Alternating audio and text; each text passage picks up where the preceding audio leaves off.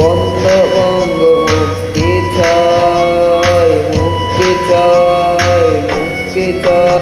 তবে বিশ্বকত এক মহান নেতা, আমরা ফিরে পেতাম জাতির পিতা।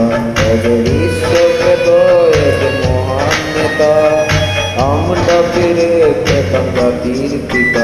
যদি রাত পোহালে শোনা যেত বঙ্গবঙ্গ মরে নাই।